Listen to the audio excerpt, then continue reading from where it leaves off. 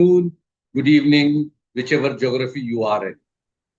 I am Pranav Thakurta, founder of EduTV, and it is my privilege to welcome you all to another episode of Edu Leaders Voyage, the EduTV podcast. At EduTV, we believe in creating conversations with inspiring leaders from across. They inspire and their journeys that shape future of education. Today, we are honored to have with us a remarkable leader, someone who has guided institutions with wisdom, vision, and compassion.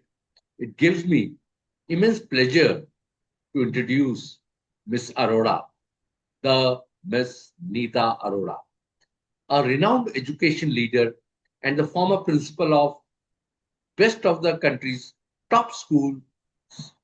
Her contribution to school education, leadership, and mentoring has been truly transformative, touching the lives of thousands of students, parents, teachers over the years. And definitely, Ms. Nita Arora has been supporting, helping EduTV since inception. In this session, we will explore her journey, her leadership, philosophy, and the lessons she has gathered along the way, insights that continue to inspire educators worldwide. So let's begin with this exciting conversation with Ms. Nita Arora on the Edu Leaders Voyage. Beginning the voyage. And ma'am, when you are starting your journey, what inspired you to step into the field of education? And how did your journey from classroom teaching to leading some of top schools unfold? Pranav, my journey began much before I came into teaching. It was when I was a student. I was fascinated by the process of schooling. I used to admire good teachers. I used to be in love with my schools. We changed many schools because my father would get transferred.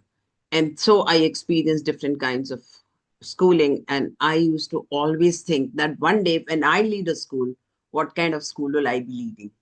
So at the age of 10, I had a dream of being a principal.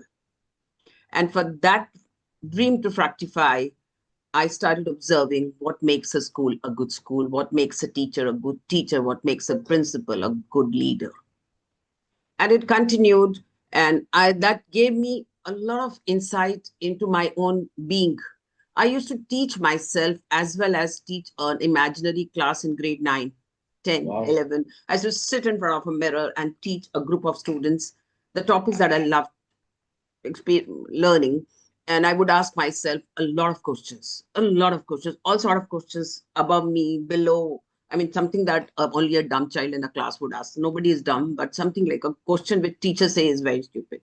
I would ask those questions too, and I would think, how will I address such a question? Will I insult the child or will I motivate the child?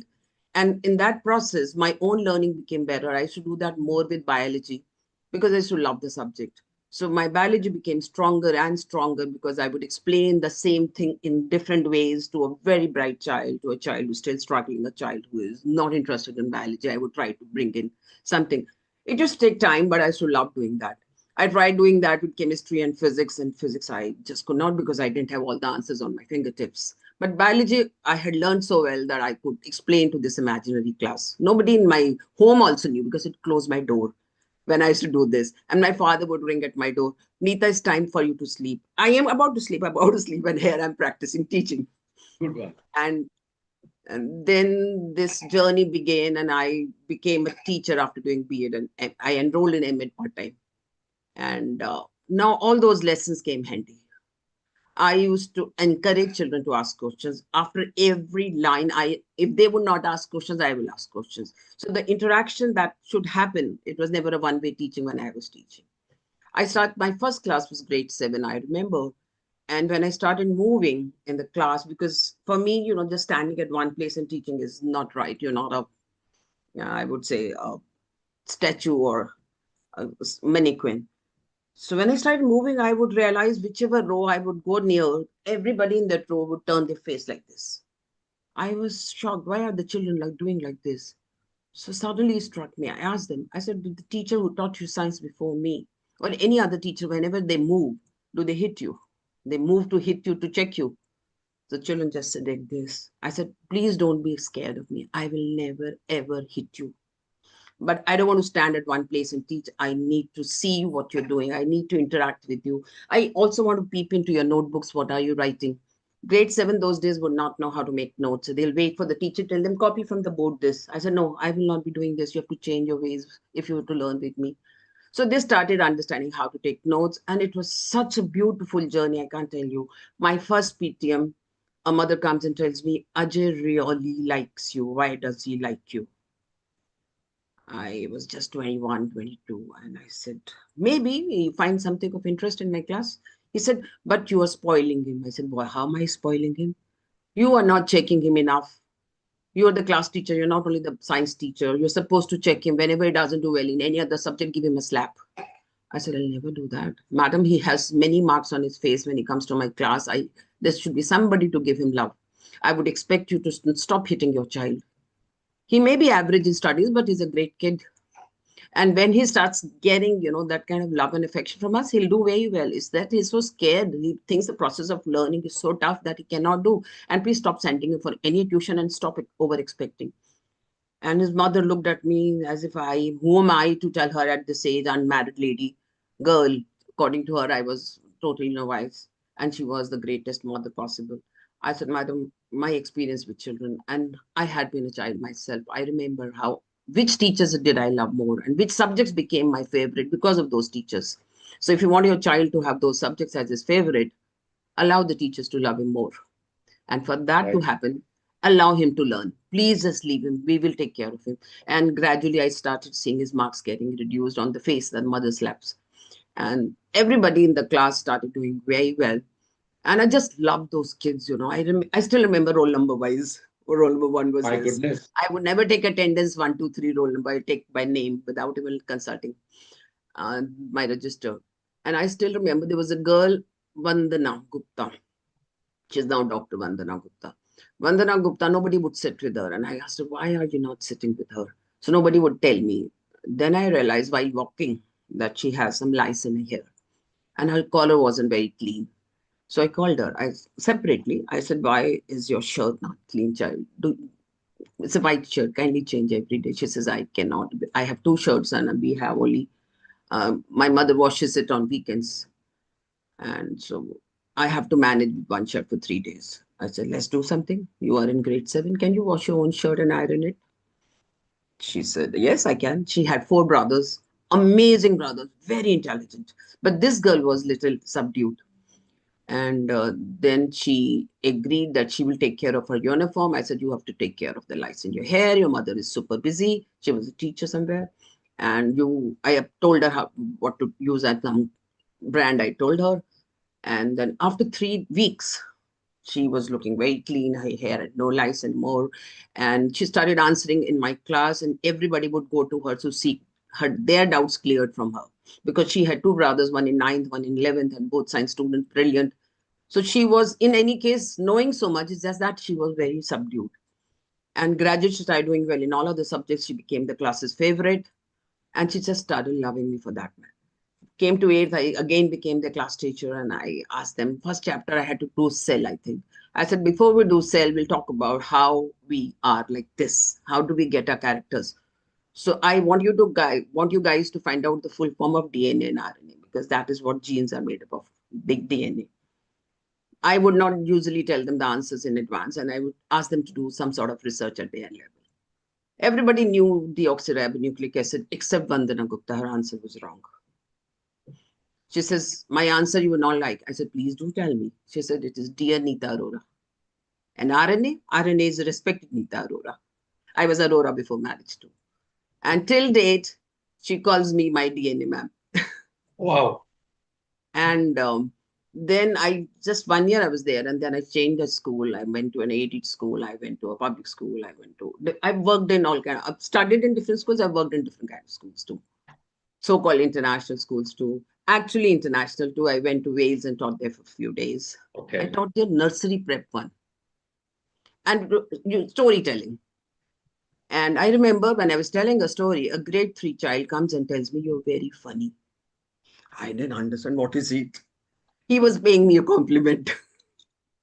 And till Wow. date, I love storytelling and I convert my science lesson into a drama or a story. Either my students play the part or we weave the story forward. I till date, I mean, I went to Nairobi after retiring. I retired this April, and I have two grandsons. This was the first time I could give them any time. And my one of the grandsons said, "Dadi is a storytelling machine, and Wow. Dada is a story stealing machine." And all these stories, I think this is how children like to learn. They don't Very like to right. be told that this is so important. This is so. If you don't listen to me now, you will never understand. Why will Good. they never understand? How is it that the teacher only knows everything? Very good. Very, very right. And to tell you very frankly, you and me and any other teacher who calls herself the best teacher may not know everything that is there.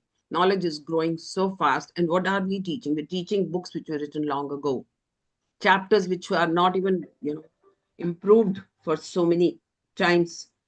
So I actually feel that we teachers only have to teach them how to learn.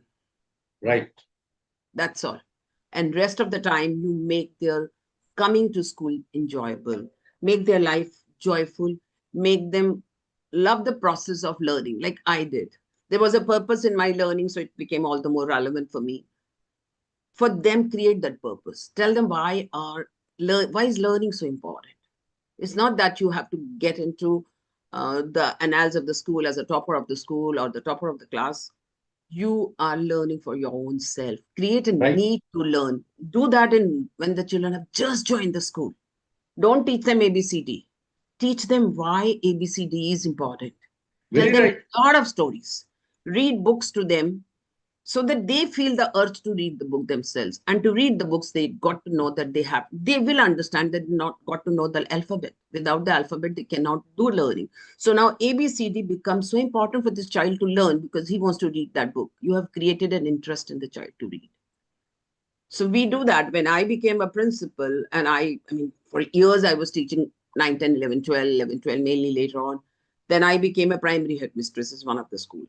People told me, "What will you do in primary from teaching plus two?" I said, "I want to experience education from its basis." And I was a primary headmistress in that school. I loved the process. I analyzed how are the books written in Hindi, English, mathematics, how the children progressed from this concept to this concept. I could get time to research, though I was there only for 1 year again, 2 years. And then I realized that in this school, the English books introduce past tense in grade three. How will the children learn to converse? Imagine you're not even teaching past tense. So then I talked to the publisher, "Why is your book so faulty?" And Oh, here my chairman says the children should communicate from within 2 months or maximum 3 months. How will they communicate? Because all their talkings when they come to school is in past tense. This is what we did yesterday. So he said, this is how things are easy because in interior of India, people don't speak English. So you'll be surprised. The first three lessons were on present continuous. Sita is singing, eating, dancing, everything ing, as if you are only doing present continuous. So he said, no, we have many samples, but this school had selected this set of books. We also have a book in which, I mean, we don't make any distinction between the tenses. And from grade one, we begin all of them. I said, I next year I'm going to change the book. So next day we changed the book, and the teachers took teachers on my side and make them understand why it is so important that we teach all the grammar elements together. Likewise, when I introduced alpha mathematics, which is taught in Singapore in one of the schools, okay. the teachers came to me, "Ma'am, this book is so tough. How can the children do it?" I said, why is it so tough? Explain to me. They said, "Ma'am, it introduces fractions from grade one. If you see any NCRE book, division is introduced only in grade three, not before that. Hence, concept of fraction is also introduced after you introduce division."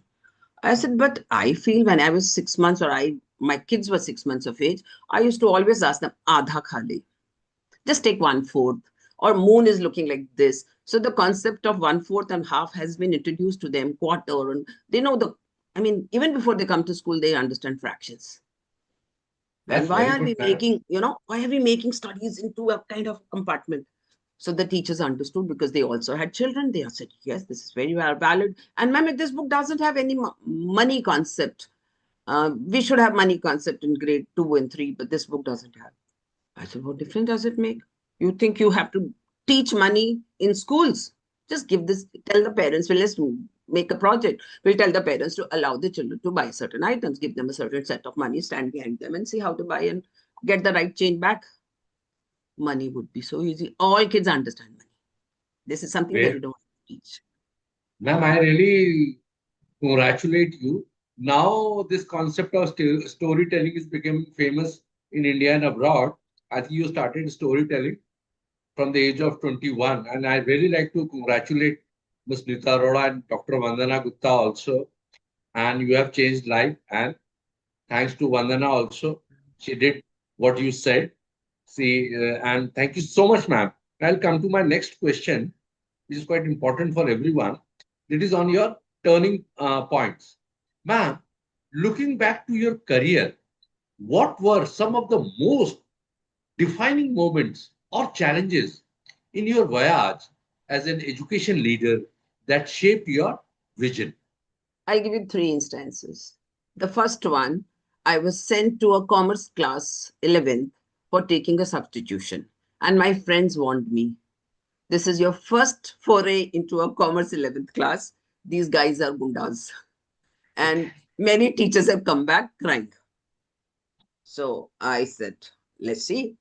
I, in fact, found it very challenging and very enjoyable that now this there would be some element which would be different now because other children started loving me.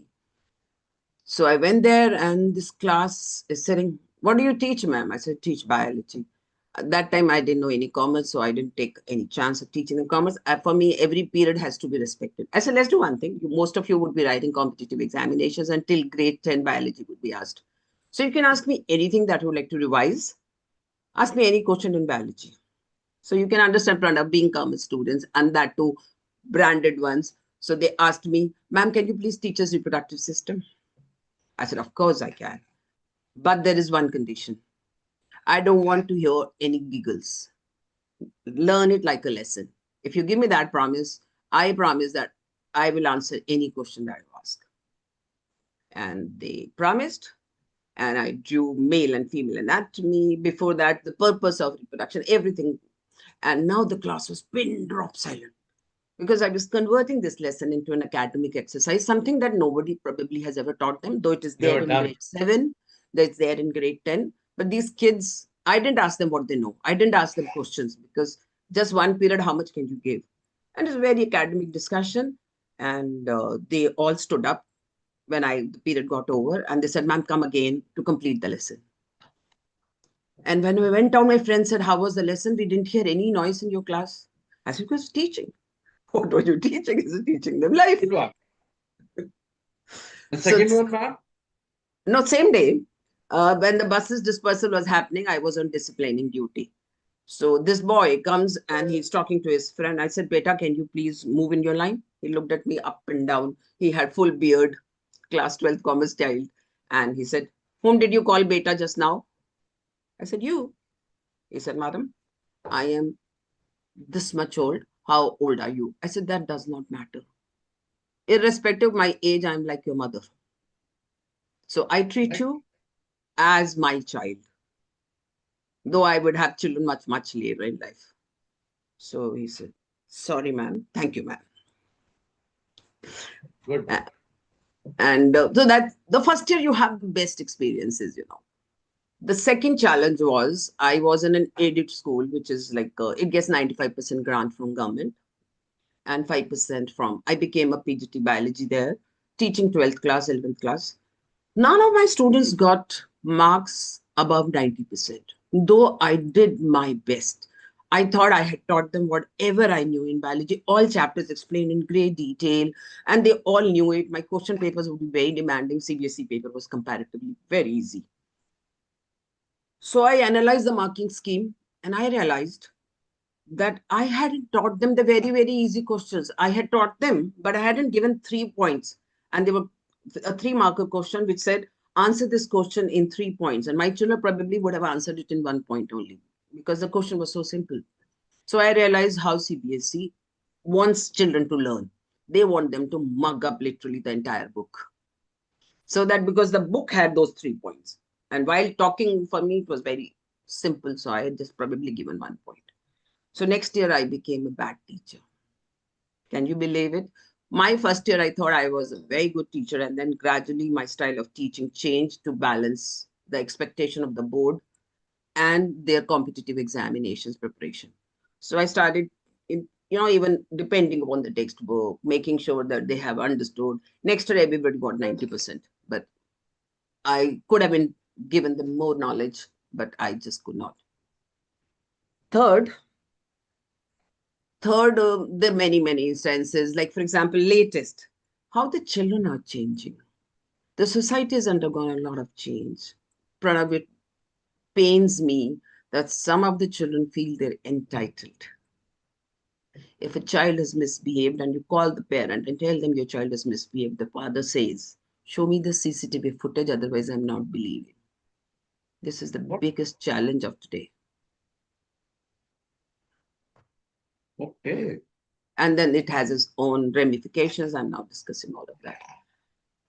My goodness. Okay. Ma'am, thank you so much for your time. And one more, I think I feel like talking to you for hours and hours because when you spoke about fractions, ma'am, I had the similar problem. From fourth fraction started, class fourth, fifth, I couldn't understand. No one could make me understand. I wish I would had be you had been my teacher. Then sixth, I understood fractions, adding, subtracting because that LCM thing came. Mhm. And before that, those 3 years, ma'am, everyone tried to explain me cutting the apple in half, quarter, but I couldn't. I think you're a wonderful teacher, ma'am. Thank you. Ma'am, my last question and quite important, it is on your legacy and reflection. When you reflect on your educational voyage, what impact do you feel most proud of? And what message would you like to leave for the next generation of educators? Thank you so much for this question. I think all teachers have to understand now is the time when the roles have reversed. It is the best time in teaching. Our children know much more than us. Make them feel this experientially. Give them tasks, let them come and teach, and you observe. And if need be, add it while summing it up, Wow. but never tell them that they have not done a good job. Believe me, and when the children do it, they don't see a board examination or a competitive examinations. They put in all elements and you make a team. So real collaboration would happen. And the learning can move from one side to another. From like it's like a circle. It's no longer even a by thing from me to my child and child to me. It is like the whole group learning from each other. And that is how schools should be imparting education. So right now, we're doing academic teaching. It's a high time and it's a beautiful time. Make use of AI the way you want and tell them the cyber um, security or precautions they have to take. That's all. Rest they can learn. Everything is at their fingertips. Just create that love and interest and give them the charge. They will be the leaders the world seeks. Wow. Thank you so much, ma'am. Thank you, Ms. Nita Arora, for sharing your incredible journey with us today. Your insight, experiences, and reflections truly highlight the essence of what makes education such a powerful force in shaping lives. On behalf of EduTV and our global audience, I want to express our gratitude for taking us along on your voyage, one filled with vision, inspiration, and leadership. To our viewers across 50 countries, thank you for joining us. We hope today's conversation has inspired you as much as it has inspired us. This was the Edu Leaders Voyage, the Edu TV podcast. I am Pranav Thakurta, founder Edu TV. Before I sign off, I would like to convey my regards and thanks from your fan, Miss Tanya Sethi. She Yeah. always loves meeting you. She enjoys meeting you, ma'am. Thank you so much, ma'am, for always helping us, ma'am. Thank you. Pray to Thakurji. Thakurji is Krishna for me. And your name is Thakurta. So today I'm calling you Thakurta. Thank you. Thank you, ma'am.